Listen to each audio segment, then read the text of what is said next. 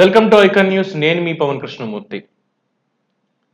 నా అక్కలు, నా చెల్లెమ్మలు, నా అవ్వ తాతలు, నా పిల్లలు అందరికీ ఇప్పటికి 132 సార్లు బటన్ నొక్కి నిధుల్ని విడుదల చేశాను. సంక్షేమం అంటే జగన్, జగన్ అంటేనే సంక్షేమం. ఇటువంటి సంక్షేమాన్ని భారతదేశ చరిత్రలో ఏ ముఖ్యమంత్రి అయినా చేశాడా?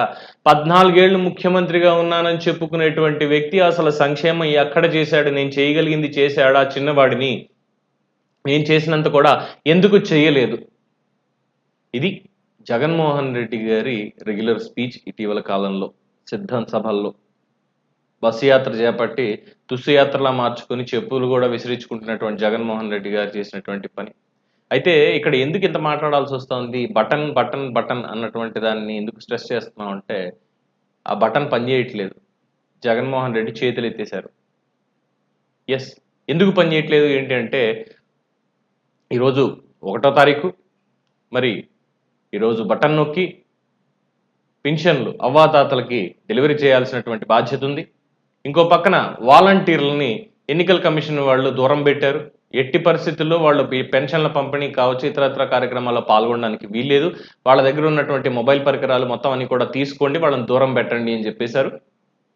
అలాగే పింఛన్ల పంపిణీకి సంబంధించి ప్రత్యామ్నాయాలు చూడండి, అధికారులు చేయాలి అని చెప్పి ఆదేశాలు జారీ చేశారు. సో అధికారులు వెళ్ళేటువంటిది లేదు.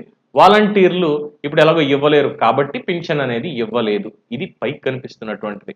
సో బటన్ పనిచేయట్లేదు అన్నదానికి ఇక్కడ రీజన్ ఏంటంటే, వాలంటీర్లను అడ్డుకున్నారు, పంపిణీని ఆపేశారు అని చెప్పి ఆరోపణలు చేస్తున్నటువంటి సజ్జల రామకృష్ణారెడ్డి, వైఎస్ జగన్మోహన్ రెడ్డి, వీళ్ళు బయటికి చెప్పనటువంటి విషయం ఏదైనా ఉంది అంటే, అర్ధరాత్రి 13,000 కోట్ల రూపాయల బిల్లులు చెల్లింపులు చేయడానికి డబ్బులున్నాయి. కానీ అదే అర్ధరాత్రి 2,000 కోట్ల రూపాయలు ఈ పెన్షన్లకి వాటికి రిలీజ్ చేయడానికి డబ్బులు ఖజానాలో లేవు.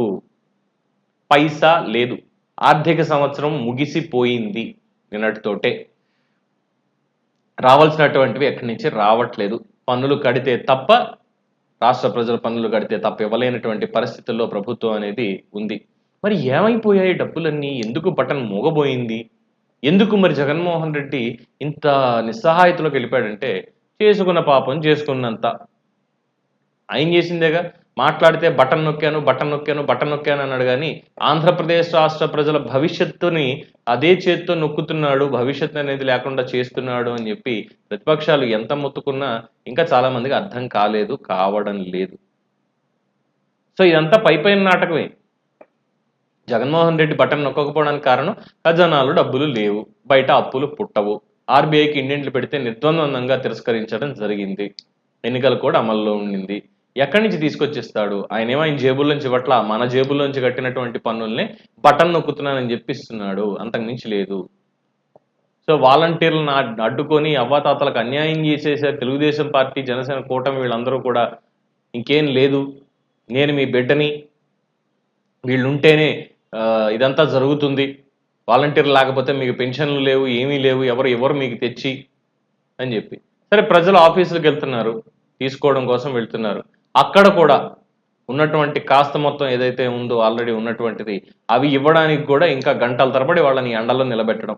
ఆ గంటల తరబడి ఎండలో నిలబెట్టే దేనికయ్యా అంటే, మళ్ళీ దాన్ని రేపొద్దున మీరే చూడండి, వాలంటీర్లు లేకపోవడం వల్ల ఎన్నో అవస్థలు పడుతున్న పండుటాకులు, ఇదే టైటిల్ వాళ్ళ పేపర్లో కానీ టీవీల్లో కానీ. దీని మీద రాత్రి చర్చా కార్యక్రమాలు కూడా జరుగుతాయి.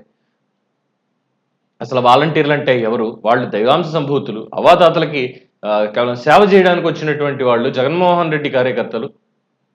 ఇవన్నీ చెప్పుకుంటూ వచ్చి వాళ్ళు లేకపోవడం వల్లే పెన్షన్లు అనేవి ఆగిపోయాయని చెప్తారు తప్ప, దగ్గర డబ్బులు లేవు అందుకే బటన్ మోగబోయింది అనేది చెప్పరు ఆ ప్రో మీడియా.